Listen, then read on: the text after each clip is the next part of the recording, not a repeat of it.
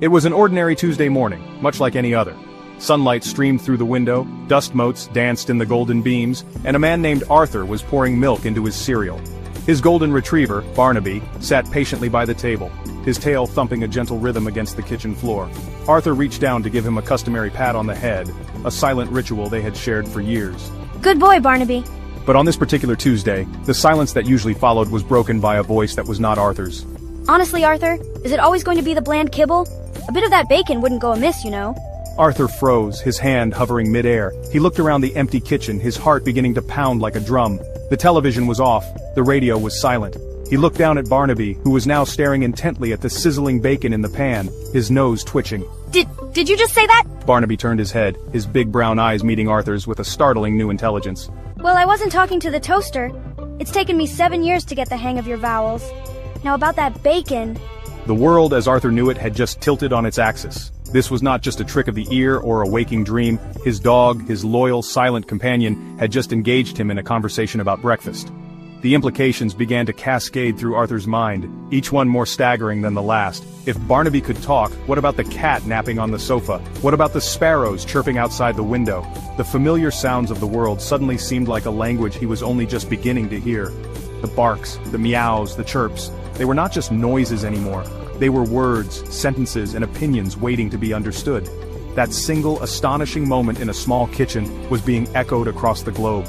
A planet that had long been dominated by the singular voice of humanity was suddenly filled with a chorus of billions. The great silence between species had been shattered forever. From the deepest oceans to the highest mountain peaks, creatures great and small were finding their voices. The relationship between humankind and the animal kingdom was about to be rewritten, not by us, but by them. And it all started with a simple heartfelt request for a piece of bacon. The first few days were a symphony of delightful chaos. People everywhere discovered that their pets had quite a lot to say. Cats, long regarded as aloof and mysterious, turned out to be masters of dry wit and pointed observation.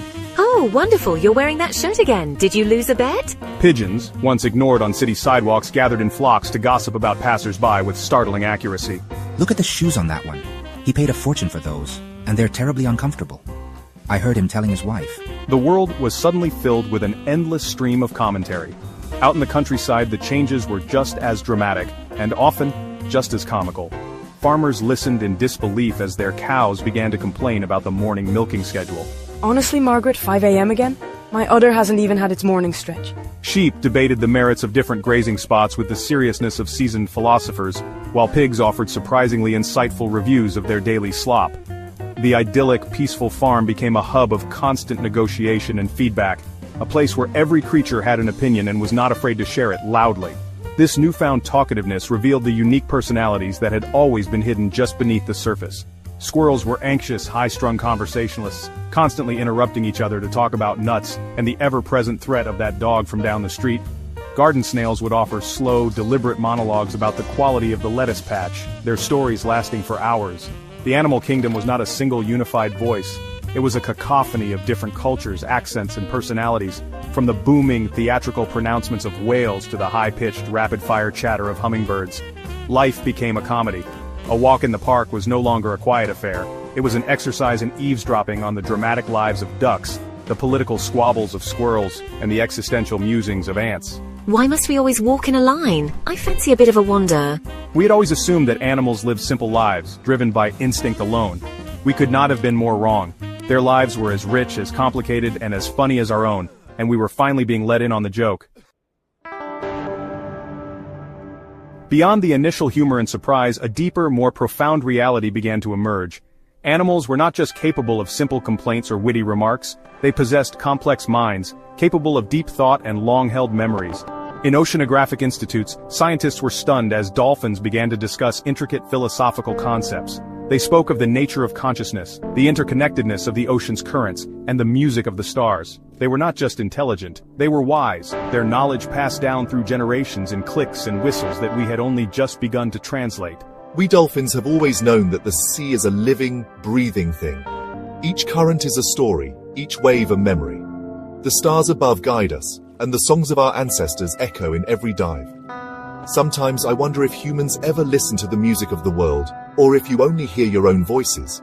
This newfound intelligence also came with a startling revelation. Animals hold grudges.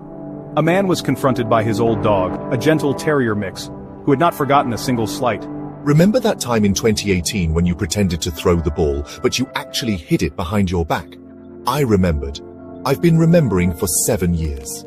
People discovered that their pets had been keeping a meticulous mental record of every late dinner, every forgotten belly rub, and every unfair scolding.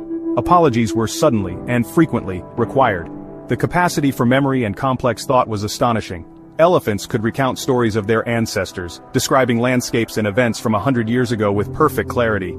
Primates in research facilities began to point out flaws in scientific experiments, offering suggestions for improvement with the air of impatient colleagues. Your methodology is flawed. The control group is not properly isolated. It's basic science, really. We were no longer the sole keepers of history or knowledge on this planet. This intellectual awakening forced humanity to reconsider its place in the world. We had long defined ourselves by our intelligence, our ability to reason and remember. Now, we were surrounded by millions of other species who could do the same. A dog's loyalty was not just blind instinct, it was a conscious choice, built on a foundation of shared memories.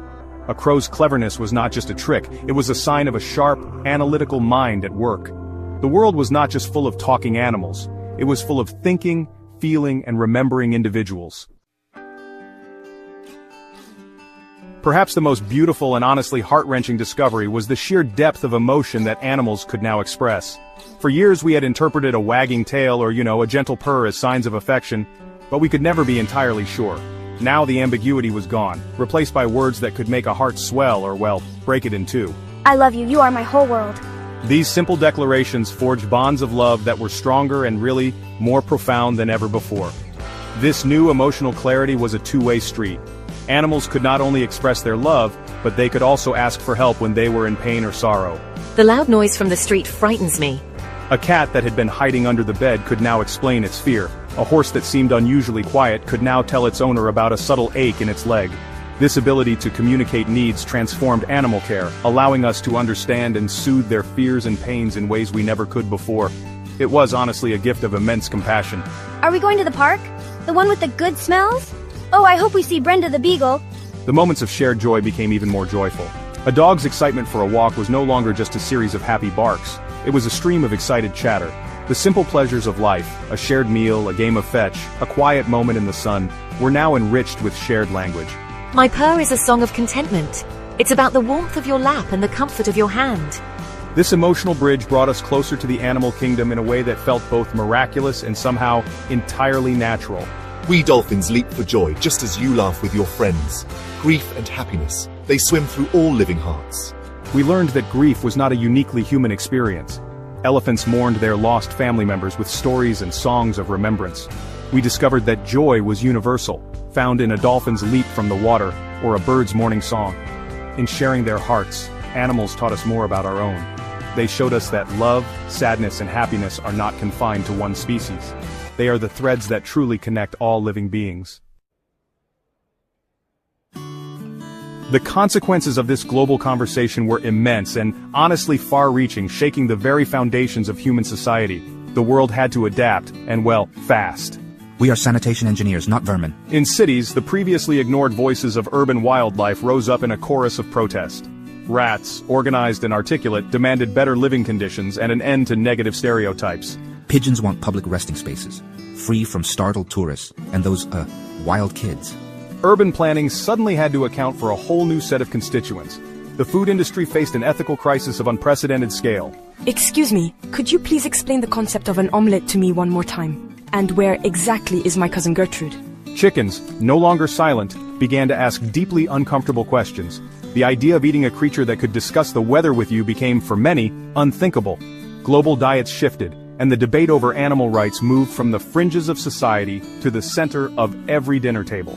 The world was forced to confront the moral implications of its oldest habits. Laws had to be rewritten. The legal status of animals was one of the most contentious issues. Can I be a witness in court? I saw everything. If a chimpanzee created a masterpiece of art, who owned the copyright? New fields of law emerged, dedicated to interspecies mediation and animal rights.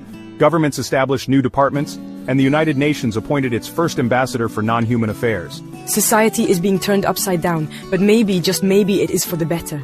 Society was being fundamentally reshaped, with every law and institution re-examined through the lens of a multi-species world. In the end, this new world was louder, more complicated, and honestly, infinitely more interesting. We had been living in a house full of silent roommates, and now we were finally getting to know them.